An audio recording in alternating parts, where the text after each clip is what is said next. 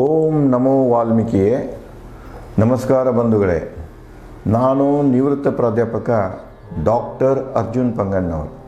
ಹೇ ಸೀತಾರಾಮ್ ವಾಹಿನಿಯ ವಾಲ್ಮೀಕಿ ರಾಮಾಯಣ ಅಂದು ಇಂದು ಚಿಂತನ ಕಾರ್ಯಕ್ರಮದ 417ನೇ ಸಂಚಿಕೆಗೆ ತಮ್ಮೆಲ್ಲರಿಗೂ ಸ್ವಾಗತ. ಹಿಂದಿನ ಸಂಚಿಕೆಯಲ್ಲಿ ರಾಮ ವಾಲಿಗೆ ತಾನು ಅವನನ್ನು ಯಾಕೆ ವಧೆ ಮಾಡಿದೆ, ಬಾಣ ಬಿಟ್ಟು ಯಾಕೆ ಸಾಯಿಸ್ತಾ ಇದ್ದೆ, ನಿನ್ನ ಮರಣದಂಡನೆ ಕೊಟ್ಟೆ ಅನ್ನೋದಕ್ಕೆ ಕಾರಣ ಹೇಳ್ತಾರೆ. ನೋಡಪ್ಪ, ನೀನು ಅಧರ್ಮದಿಂದ ನಡೀತಾ ಇದ್ದೀಯಾ. ಇದು ನಮ್ಮ ಪೂರ್ವಜರಾದಂಥ ಸಮ್ರಾಟ ಭರತನ ಭೂಮಿ. ಇದು ಅವನು ಹಾಕಿಕೊಟ್ಟಂಥ ಧರ್ಮಸೂತ್ರಗಳ ಉಲ್ಲಂಘನೆ ನೀ ಮಾಡಿದ್ದರಿಂದ ನಿನಗೆ ಹತ್ಯೆ ಮಾಡೀನಿ. ಮುಖ್ಯವಾಗಿ ಏನಂದ್ರೆ, ನೀನು ನಿನ್ನ ಸಹೋದರ ಅಂದ್ರೆ ಅವನ ಮಗ ಇದ್ದಂಗನ, ಅವನ ರಾಜ್ಯವನ್ನು ಕಸ್ಕೊಳ್ಳೋದಲ್ಲ, ಅವನ ಹೆಂಡತಿ ಜೊತೆಗೆ ನೀನು ಬಲಾತ್ಕಾರ ಮಾಡಿದೀಯಾ, ಸಹೋದರ ಧರ್ಮದ ಉಲ್ಲಂಘನೆ ಮಾಡಿದೀಯಾ. ದೊಡ್ಡ ಪಾಪ ಅದು ಭರತ ಸೂತ್ರದ ಅಂದ್ರೆ ಇಂದಿನ ಸಂವಿಧಾನ ಇದ್ದಂಗೆ, ಸಂವಿಧಾನದ ಉಲ್ಲಂಘನೆ. ಅದಕ್ಕೆ ಅದರ ಪ್ರಕಾರ ಯಾವ ವ್ಯಕ್ತಿ ಪರಸ್ತ್ರೀ, ಈ ತಂಗಿಯಾಗಿರ್ಬೋದು, ಸೊಸೆಯಾಗಿರ್ಬೋದು, ಯಾರೇ ಪರಸ್ತ್ರೀ ಮ್ಯಾಗೆ ಕಾಮಚೇಷ್ಟೆ ಏನು ಮಾಡ್ತಾರೆ, ಬಲಾತ್ಕಾರ ಯಾರು ಮಾಡ್ತಾರೆ, ಯಾರು ಅವರನ್ನು ಪೀಡಿಸ್ತಾರೆ, ಅಂಥವ್ರಿಗೆ ಆ ಅಪರಾಧಕ್ಕೆ ಮರಣದಂಡನೆ ಒಂದೇ ಶಿಕ್ಷೆ.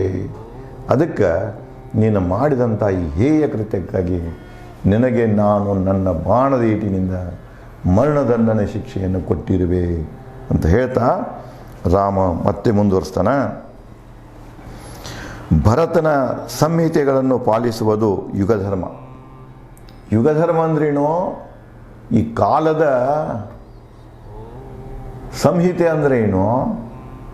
ಭರತ ಏನು ತನ್ನ ಒಂದು ಯುಗದಲ್ಲಿ, ಅವರು ಕೊಟ್ಟದ್ದು ಕೃತಯುಗದಲ್ಲಿ, ಭರತ ಬರೆದು ಕೃತಯುಗದಲ್ಲಿ ಬರ್ತಾನೆ, ರಾಮ ಬರೆದು ತ್ರೇತಾಯುಗದಲ್ಲಿ. ಕೃತಯುಗದಿಂದನೂ ಇದು ನಡೀತಾ ಬಂದಿದೆ. ಪ್ರತಿಯೊಬ್ಬರಿಗೆ ಪಾಲಿಸಲೇಬೇಕಾದ. ಈಗ ಸಂವಿಧಾನ ತಗೊಂಡ್ರೆ 1949ರಿಂದ 50ಕ್ಕೆ ಜಾರಿ ಬಂತು. 50ರಿಂದ ಇವತ್ತಿನ ತನಕನೂ ಅದೇ ಸಂವಿಧಾನ. ಈ ಭೂಮಿ ಭಾರತ ಇನ್ನೂ ಸಾವಿರಾರು ವರ್ಷ ಇತ್ತಂದ್ರೆ ಇದೇ ಸಂವಿಧಾನ ಇರ್ತಿದೆ. ಅದು ಯಾವಾಗೂ ಬದಲಾಗೋದಿಲ್ಲ. ಅದಕ್ಕೆ ಈ ಯುಗದ ಧರ್ಮ ಯಾವುದಪ್ಪ, ಧರ್ಮಸೂತ್ರ ಯಾವುದಂದರೆ, ಹಿಂದಿನ ಯುಗದಲ್ಲಿ ಏನು ಭರತ ಸಾಮ್ರಾಟ ಕೊಟ್ಟರು ಜ್ಞಾನ, ಅದೇ ಧರ್ಮಸೂತ್ರ. ಇವತ್ತಿನ ಯುಗ ಧರ್ಮನೂ ಅದೇ ಧರ್ಮಸೂತ್ರ ಅಂತ ಹೇಳ್ತಾನೆ. ನಾನು ಹೇಗೆ ಕರುಣಿಸಲಿ, ನೀನು ಆ ಒಂದು ಧರ್ಮಸೂತ್ರದ ಉಲ್ಲಂಘನೆ ಮಾಡಿದೆಯಾ, ದೇಶದ ಸಂವಿಧಾನವನ್ನು ಉಲ್ಲಂಘನೆ ಮಾಡಿ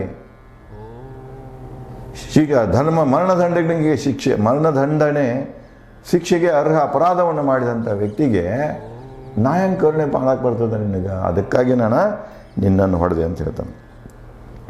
ಧರ್ಮಿಷ್ಠ ಭರತ ತನ್ನಾಳಿಕೆಯಲ್ಲಿ ನೀತಿ ಉಲ್ಲಂಘಿಸಿದ ಇಂತಹ ಕಾಮುಕ ಅಪರಾಧಿಗಳಿಗೆ ನೀಡುತ್ತಿದ್ದ ಮರಣದಂಡನೆ. ಈ ಮರಣದಂಡನೆಂಥ ಕಾಮುಕ ಅಪರಾಧಗಳಿಗೆ, ಈ ಹೆಣ್ಣುಮಕ್ಕಳ ಮೇಲೆ ಬಲಾತ್ಕಾರ ಮಾಡುವಂಥ ಅಪರಾಧಿಗಳಿಗೆ, ಹೆಣ್ಣುಮಕ್ಕಳನ್ನು ಪೀಡಿಸುವಂಥ ಅಪರಾಧಿಗಳಿಗೆ ಮರಣದಂಡನೆ ಒಂದೇ ಶಿಕ್ಷೆ. ಇದು ಎಲ್ಲಿಂದ ನಡೆದು ಬಂದಿದೆ? ಭರತದಿಂದ ಬಂದಿದೆ. ಭರತ ನೀಡಿದಂಥ ಇದು ನ್ಯಾಯಶಾಸ್ತ್ರ, ದಂಡಶಾಸ್ತ್ರ. ಅದನ್ನು ಹೆಂಗೆ ಬಿಡಕ್ಕೆ ಬರ್ತಾಯಿದ್ದಿ? ಅದನ್ನು ನಾನು ಇಲ್ಲಿ ನಿನ್ನ ಕೊಲ್ಲುವುದರಲ್ಲಿ ಉಪಯೋಗಿಸಿ ನಿನಗೆ ಮರಣದಂಡನೆಯನ್ನು ಆ ಸೂತ್ರದ ಅಡಿಯಲ್ಲಿ ಕೊಟ್ಟಿರುವೆ ಅಂತ ಹೇಳ್ತಾನೆ. ಲಕ್ಷ್ಮಣನಿದ್ದಂತೆ ಸುಗ್ರೀವ ಎನಗೆ. ಇಲ್ಲಿ ಪ್ರಶ್ನೆ ಬರ್ತದೆ, ಸುಗ್ರೀವ ಯಾರಪ್ಪ? ಸುಗ್ರೀವನ ಹೆಂಡ್ತಿನ ಅವನ ಅನ್ನ ಅಂದ, ಅದು ಆಯ್ತದು ಸಹೋದರ ಧರ್ಮ ಉಲ್ಲಂಘನೆ. ಒಂದು ಭೂಮಿ ನಮ್ಮದಿದು, ನಿನ್ನ ಕೊಲ್ಲಕ್ಕೆ ನನಗೆ ಹಾಕಿದೆ. ಯಾಕಂದ್ರೆ ನಮ್ಮ ಭೂಮಿಯಲ್ಲಿ ನಮ್ಮ ಸಂವಿಧಾನವನ್ನು ಪಾಲಿಸದೆ ಇನ್ನೊಬ್ಬರ ಸಂವಿಧಾನಕ್ಕೆ ಜೈಕಾರ ಮಾಡ್ತಾ ಇದ್ದೀಯ ಅಂದದಕ್ಕೆ ನೀನು ಅಪರಾಧಿ, ನಿನಗೆ ಮರಣದಂಡನೆ ನೀಡುವ ಹಕ್ಕು ನಮಗಿದೆ. ಒಂದನೇದು ಕ್ಲಿಯರ್ ಮಾಡ್ತಾನೆ. ಎರಡನೇದೇನು ಹೇಳ್ತಾನಂದ್ರೆ, ಸುಗ್ರೀವ ಯಾರು? ಲಕ್ಷ್ಮಣ ಹೆಂಗದಲ್ಲ ನನಗೆ ತಮ್ಮ, ಹಂಗ ಸುಗ್ರೀವ ಕೂಡ ನನಗೆ ಲಕ್ಷ್ಮಣ ಇದ್ದಂತೆ. ನಾನು ಅವನು ಮನಸ್ಸಿನಿಂದ ಸ್ನೇಹಿತ ಅಷ್ಟೇ ಅಲ್ಲ, ಒಪ್ಪಂದ ಮಾಡ್ಕೊಂಡಿದ್ದ ಅವನನ್ನು ನನ್ನ ತಮ್ಮ ಅಂತ ಸ್ವೀಕಾರ ಮಾಡಿದ್ದೀನಿ ಅವನು. ಇಲ್ಲಿ ನೋಡಿ, 3 ಜನ ಪುತ್ರರನ್ನು ಹೇಳೋ ಕಾಲಕ್ಕೆ ಸಹೋದರ ಪುತ್ರ ಬರ್ತಾನೆ, ಮಕ್ಕಳು ಪುತ್ರ ಬರ್ತಾರೆ, ಡೈರೆಕ್ಟಾಗಿ ಶಿಷ್ಯರು ಬರ್ತಾರೆ. ಇಲ್ಲಿ ಸುಗ್ರೀವ ರಾಮನನ್ನು ಭಕ್ತಿಯಿಂದ ಸ್ವಾಮಿ ಅಂತ ಸ್ವೀಕಾರ ಮಾಡಿರ್ತಾನೆ, ಅವನ ಶಿಷ್ಯ ಆಗಿರ್ತಾನೆ. ಇಲ್ಲಿ ಸ್ನೇಹಿತನೂ ಇರ್ತಾನೆ, ಸಹೋದರನೂ ಆಗಿರ್ತಾನೆ, ಶಿಷ್ಯನೂ ಆಗಿರ್ತಾನೆ ಸುಗ್ರೀವ. ಅದಕ್ಕೆ ಅವನು ಹೇಳ್ತಾನೆ, ನಿನ್ನ ಕೊಲ್ಬೇಕಾದ್ರೆ ಕಾರಣ ಏನಪ್ಪ ಅಂದ್ರೆ, ಯಾವ ರೀತಿ ನನಗೆ ಲಕ್ಷ್ಮಣ ಇದ್ದಾನಲ್ಲ ಹಂಗೆ ಸುಗ್ರೀವಾಯನಿಗೆ, ಸುಗ್ರೀವನಿಗೆ ಅವನ ಪತ್ನಿ ರಾಜ್ಯ ಹಿಂದಿರುಗಿಸುವೆ. ನನ್ನ ತಮ್ಮ ಅವಾಗ ಅನ್ಯಾಯ ಆಗಿದೆ, ನನ್ನ ಸ್ನೇಹಿತ ಅವಾಗ ಅನ್ಯಾಯ ಆಗಿದೆ, ಅವನಿಗೆ ಆದಂಥ ಅನ್ಯಾಯವನ್ನು ಸರಿಪಡಿಸೋದು ಅಂದ್ರೇನು, ಅವನ ಹೆಂಡತಿನ ಅಪಹರಿಸಿದೆಯಾ, ಅವನ ರಾಜ್ಯ ಅಪಹರಿಸಿದೆಯಾ, ಅವು ಎರಡೂ ಅವಂಗೆ ಹಿಡಿಸೋದು ಕೊಡೋದು ಅದು ನನ್ನ ಕರ್ತವ್ಯ. ಅಗ್ನಿ ಸಾಕ್ಷಿಯಾಗಿ ಸುಗ್ರೀವನ ಸ್ನೇಹ ಒಪ್ಪಿರುವೆ, ಅವನಿಗೆ ಕೊಟ್ಟ ವಚನ ಮುರಿಯಲು ಸಾಧ್ಯವೇ? ಅವನ ಜೊತೆಗೆ ಅಗ್ನಿ ಸಾಕ್ಷಿಯಾಗಿ ನಾನು ಸ್ನೇಹ ಒಪ್ಪಂದವನ್ನು ಮಾಡಿಕೊಂಡೇನೆ. ಈಗ ನೋಡ್ತಿರಲ್ಲ ನೀವು, ಈಗಿನ ಸ್ನೇಹ ಒಪ್ಪಂದಗಳದ ಮಿಲಿಟರಿ ಟೈಅಪ್ ಫ್ರೆಂಡ್ಶಿಪ್. ರಷ್ಯಾ ಮತ್ತು ಅಮೇರಿಕಾ ಟೆಸ್ಟೆಡ್ ಫ್ರೆಂಡ್ಶಿಪ್. ಇದು ಟೆಸ್ಟೆಡ್ ಯಾಕೆ ಹೇಳ್ತಾ ಇದ್ದೇನೆಂದರೆ, 1965 ಪೂರ್ವದಲ್ಲಿ ನಮ್ಮ ಸಂಬಂಧ ಅಮೇರಿಕಾ ಜೊತೆಗೆ ಚಲೋ ಇತ್ತು. ಯಾಕಂದರೆ 2 ಡೆಮಾಕ್ರಸಿ ಪ್ರಿನ್ಸಿಪಲ್ಸ್, ಜಗತ್ತು ಡಿವೈಡ್ ಆಗಿ ಹೋಗಿತ್ತು. ಒಂದು ಕಡೆಗೆ ಡೆಮಾಕ್ರಸಿ ಪ್ರಿನ್ಸಿಪಲು, ಇನ್ನೊಂದು ಕಡೆಗೆ ಕಮ್ಯುನಿಸಮ್. ಕಮ್ಯುನಿಸಮ್ದ ಒಂದು ಗುಂಪಾಗಿತ್ತು, ಯುರೋಪ್ನೂ ಇಬ್ಬಾಗ ಆಗಿತ್ತು. ಕೆಲವೊಂದು ಕಮ್ಯುನಿಸಮ್ ಇದ್ದು, ಕೆಲವೊಂದು ಡೆಮಾಕ್ರೆಟಿಕ್ ಇದ್ದು. ಡೆಮಾಕ್ರೆಟಿಕ್ದಲ್ಲಿ ಇಂಡಿಯಾ ಇತ್ತು, ಆದರೂ ಕೂಡ ಅದೇನಪ್ಪ ಅಂದರೆ ನಾನ್ ಅಲಯನ್ಸ್ ಅಂತ, ನಾ ಯಾರುಗಳನ್ನು ಒಪ್ಪಂದಿಲ್ಲ, ನಾನ್ ಅಲಯನ್ಸಾಗಿ ಬಂದಿದ್ರು. ಆದರೆ ಒಳ್ಳೆ ಮಿತ್ರ ಯಾರೋ ಅಮೇರಿಕಾ, ತಂತ್ರಜ್ಞಾನ ಕೊಡೋ ಮಿತ್ರ ಆಗಿತ್ತು, ಎಲ್ಲ ರೀತಿಯಿಂದ ಹೆಲ್ಪ್ ಮಾಡುವಂಥ ಮಿತ್ರ ಆಗಿತ್ತು. ಆದರೆ 1965 ಯುದ್ಧ ಏನು ನಡೀತಲ್ಲ ಪಾಕಿಸ್ತಾನ ಜೊತೆಗೆ, ಅದು ನಮ್ಮನ್ನು ಕೈ ಬಿಟ್ಟು ಪಾಕಿಸ್ತಾನಕ್ಕೆ ಯುದ್ಧ ಸಾಮಗ್ರಿಗಳನ್ನು ಸಪ್ಲೈ ಮಾಡಿತು. ಇಂಡಿಯಾಕ್ಕೆ ಏನಾಯ್ತಪ್ಪ ಅಂದರೆ ಚಟುವಟಿಕೆ ನೋಡಿ, ಅದು ಹೇಳಿದ್ರೆ ನಾವು ಸಾಕಷ್ಟು ಬೆಳೆದಿದ್ದಿಲ್ಲ. 47 ಸ್ವಾತಂತ್ರ್ಯ ಸಿಕ್ಕೈತಿ, 62ರಾಗ ಯುದ್ಧ ಮಾಡ್ತೇವೆ, 65ರಾಗ ಯುದ್ಧ ಮಾಡ್ತೇವೆ, 58ರಾಗ ಯುದ್ಧ ಮಾಡ್ತೇವೆ ಅಂದರೆ ಯುದ್ಧ ಮಾಡೋ ಸ್ಥಿತಿಯಲ್ಲಿ ನಾವು ಇರೋಕ್ಕಿಲ್ಲ. ಬ್ರಿಟಿಷರು ಹೋಗಿಬಿಟ್ಟಂತ ಹಳೆ ಬಂದೂಕುಗಳನ್ನ ಹಿಡ್ಕೊಂಡು ಕೂತಿದ್ದು ನಾವು. ಆವಾಗ ನಮ್ಗೆ ಏನು ಮಾಡಬೇಕಂತೂ ಅರ್ಥ ಆಗಲಿಲ್ಲ. ಆವಾಗ ರಷ್ಯಾ ನಮ್ಮ ಬೆಂಬಲ, ರಷ್ಯಾ ಜೊತೆಗೆ ಒಪ್ಪಂದ ಮಾಡ್ಕೊಳ್ಳೋದು. ಇಂದಿರಾ ಗಾಂಧಿ 1971ದಾಗ ಸ್ವತಃ ಅಮೇರಿಕನ ನಮ್ಮ ಮ್ಯಾಗ ಯುದ್ಧ ಮಾಡೋಕ್ಕೆ ಬಂದಿತ್ತು. 7th ಫ್ಲೀಟ್ ಬಂದಿತ್ತು. ಅಮೇರಿಕ ಯಾವಾಗ ಬೇಕಾದಾಗ ಯುದ್ಧ ಮಾಡ್ತದೆ ಪಾಕಿಸ್ತಾನ ಹೆಸರುಗಳು. ಯಾಕಂದರೆ ಪಾಕಿಸ್ತಾನ ಅದರ ಮಿತ್ರ ರಾಷ್ಟ್ರ, ಪ್ರಿಫರೆನ್ಸಿಯಲ್ ನೇಷನ್ಸ್ ಅಂತ ಬರ್ತಾವೆ. ಅದ್ರಾಗ ಅಮೇರಿಕಾ ಲಿಸ್ಟ್ನಾಗ ಪಾಕಿಸ್ತಾನ ಇದೆ. ಇವತ್ತು ನೋಡ್ತಾ ಇದ್ದೀರಿ ನೀವು, ಒಂದು ಕಡೆ ಪಾಕಿಸ್ತಾನನ ಟೆರರಿಸ್ಟ್ ಕಂಟ್ರಿ ಅಂತ ಹೇಳ್ತದೆ, ಇನ್ನೊಂದು ಕಡೆ ಅದೇ ಪಾಕಿಸ್ತಾನಕ್ಕೆ ಸಾವಿರಾರು ಕೋಟಿ ರೂಪಾಯಿ ಸಹಾಯ ಮಾಡ್ತದೆ, ಎಲ್ಲ ಯುದ್ಧ ಸಾಮಗ್ರಿಗಳನ್ನು ಕೊಡ್ತಾ ಇದೆ. ಮತ್ತು ಇಲ್ಲಿ ಇಂಡಿಯಾ ಜೊತೆಗೆ ದೋಸ್ತಿ ಬಾ ನೀನು ಅಂತ ಇಲ್ಲಿ ಇಂಡಿಯಾನು ಸಂಭ್ರಸಾಕೊಂಡು, ಯಾಕಂದರೆ ಮಾರ್ಕೆಟ್ ಬೇಕಾಗಿದೆ. ಅದಕ್ಕೆ ಇಲ್ಲಿ ನಾನು ಯಾಕೆ ಹೇಳ್ತಾ ಇದ್ದೇನೆ ಇದನ್ನಂದ್ರೆ, ಈ ಎರಡೂ ಕಾಲದಲ್ಲಿ ಹೆಚ್ಚಾಗಿ 1971ದಾಗ ಮತ್ತು ಇಂಡಿಯಾಕ್ಕೆ ಯಾವ ಯುದ್ಧದ ಭಯ ಬಂದಿದೆ, ಆವಾಗ ಭಾರತದ ರಕ್ಷಣೆಗೆ ನಿಂತದ್ದು ಕೇವಲ ರಷ್ಯಾ. ಇವತ್ತರ ಸ್ಥಿತಿ ಹಾಗಿದೆ. ಇಡೀ ಜಗತ್ತಿನ 3ನೇ ಜಾಗತಿಕ ಯುದ್ಧಕ್ಕಾಗಿ ಕಾಲು ಕೀರ್ತಾ ಇವೆ. ಎಲ್ಲರ ಕಡೆಗೆ ನೀವು ಹೇಳಿಲ್ಲ, ಅರಣ್ಯಕಾಂಡದಲ್ಲಿ ಸೀತೆ ಕೇಳ್ತಾಳೆ ರಾಮನಿಗೆ, ವನವಾಸಕ್ಕೆ ಬಂದೀವ. ಈ ಬಾಣ ಆಯುಧಗಳನ್ನು ಯಾಕೆ, ಆಯುಧಗಳದ್ದು ಒಂದು ಕಲ್ಚರ್ ಇದೆ. ಏನಪ್ಪ ಅಂದ್ರೆ, ಯಾರು ಆಯುಧ ಧರಿಸ್ತಾರಲ್ಲ ಅದನ್ನು ಉಪಯೋಗ ಮಾಡಬೇಕನ್ನುವಂಥ ಮಾನಸಿಕ ಸ್ಥಿತಿ ಅವರಲ್ಲಿ ಡೆವಲಪ್ ಆಗ್ತಿದೆ. ಪಿಸ್ತೂಲ್ ಇತ್ತಂದ್ರೆ ಯಾರಿಗೂ ಗುಂಡು ಹಾಕಲಿ ಅಂತ ಅನ್ನಿಸ್ತದೆ, ಚೂರಿ ಇತ್ತಂದ್ರೆ ಯಾರಿಗೆ ಚುಚ್ಚಲ ಅನ್ನಿಸ್ತದೆ. ಅದರ ಸಂಸ್ಕಾರ ಆಗಿರ್ತದೆ.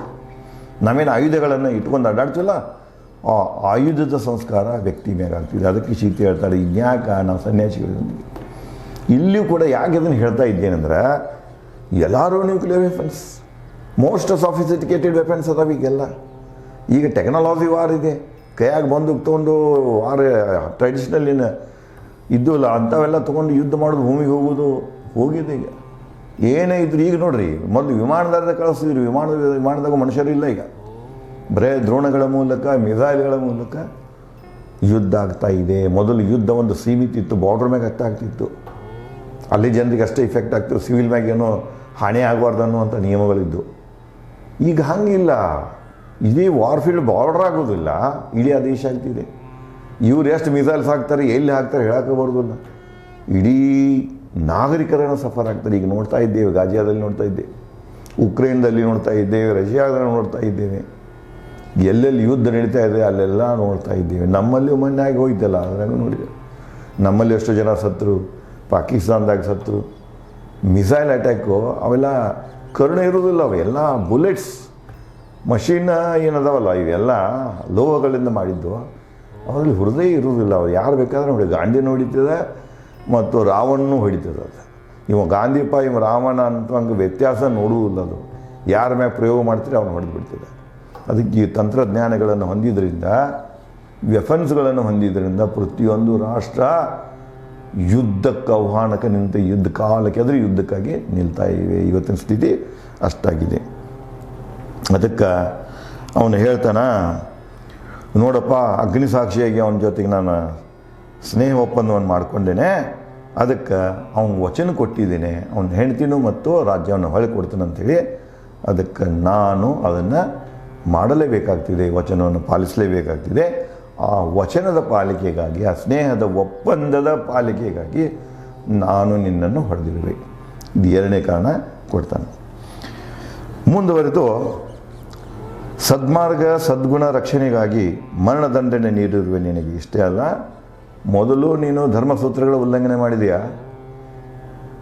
ಎರಡನೇದ್ದು, ನಾನು ವಚನ ಕೊಟ್ಟೇನೆ ನಿನ್ನ ತಮ್ಮನಿಗೆ, ಅವನು ನನ್ನ ತಮ್ಮ ಇದ್ದಂಗನ.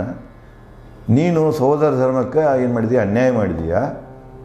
ಅವನಿಗೆ ಆದಂಥ ಅನ್ಯಾಯವನ್ನು ಸರಿಪಡಿಸುವುದಕ್ಕಾಗಿ, ಅವನ ರಾಜ್ಯ ಮತ್ತು ಮಡದಿಯನ್ನು ಹಿಂದಕ್ಕೆ ಹೊಳೆಕೊಡುವುದಕ್ಕಾಗಿ ನಾನು ನಿನ್ನನ್ನು ಕೊಂದೇನೆ. ಅಂದರೆ ಬಾಣಗಳನ್ನು ಬಿಟ್ಟು ಕೊಲ್ಲಾಕ ಪ್ರಯತ್ನ ಮಾಡೇನೆ.